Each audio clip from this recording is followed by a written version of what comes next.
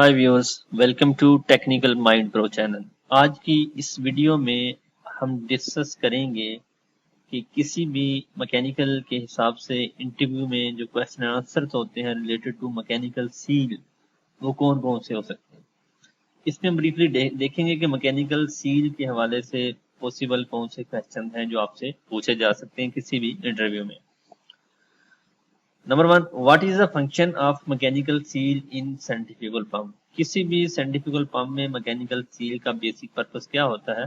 To prevent the leakage of liquid supporting the shaft of pump. इसका जो correct answer है वो है prevent the leakage of liquid. Which part of mechanical seal rotate with shaft. Mechanical seal के दो तीन parts होते हैं, स्टेशनरी फेस, रोटेटिंग फेस और स्प्रिंग। इसमें हम पूछ रहे हैं कि कौन सा पार्ट जो है वो शेफ्ट के साथ रोटेट करता है, स्टेशनरी पार्ट या रोटेटिंग पार्ट। तो डेफिनेटली जो रोटेट कर रहा है उसको हम रोटेटिंग पार्ट या रोटेटिंग फेस भी कहते हैं। Which is better option for 100% ceiling in centrifugal pump. Centrifugal pump में बहुत अच्छी सीलिंग के लिए या कहीं पे भी मोस्ट कॉमनली आप अगर मैकेनिकल सील और ग्लैंड पैकिंग को कंपेयर करते हैं तो इसमें बेहतर पैकिंग किससे हो सकती है, बेहतर सीलिंग रिमूवल किससे हो सकती है, बेहतर leakage removal. Sorry, gland packing अच्छी सीलिंग दे सकता है लीकेज के हवाले से या मैकेनिकल सील। तो right answer is mechanical seal.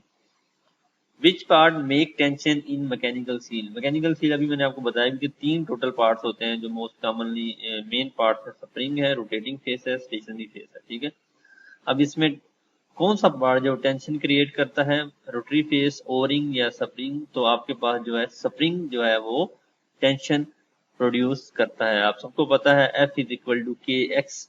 ठीक है, जितनी ज्यादा फोर्स होगी उतनी टेंशन भी ज्यादा होगी। What is purpose of seal water in mechanical seal?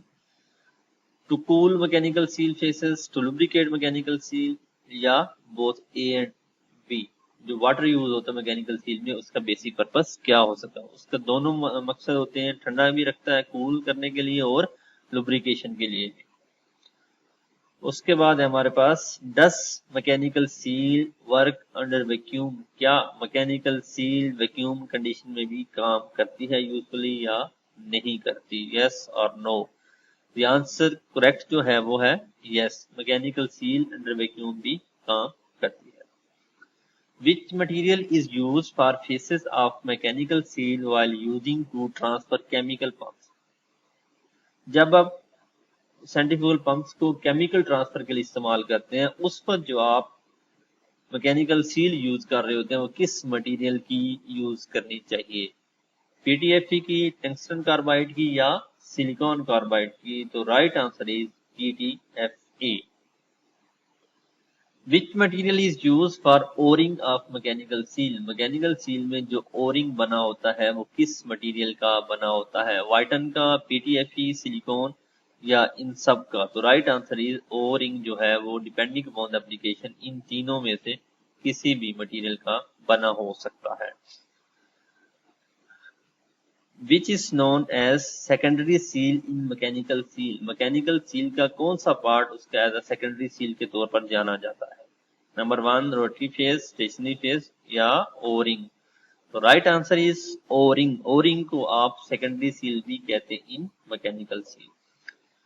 And पे which part is made of ceramic in mechanical seal. Mechanical seal में कौन सा पार्ट सिरेमिक मटेरियल का बना हो सकता है? रोटरी पार्ट या स्टेशनरी पार्ट? जो आपका स्टेशनरी पार्ट होता है या स्टेशनरी फेस होता है वो आपके पास सिरेमिक का बना हुआ हो सकता है।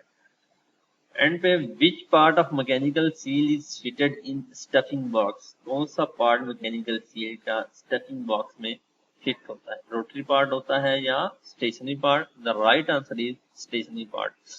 ये हमारे पास चंद एक बेसिक क्वेश्चन है मैकेनिकल सील के हवाले से।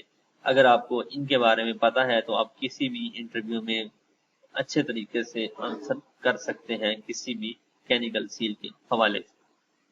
आई होप कि ये वीडियो आपके लिए यूजफुल रही होगी।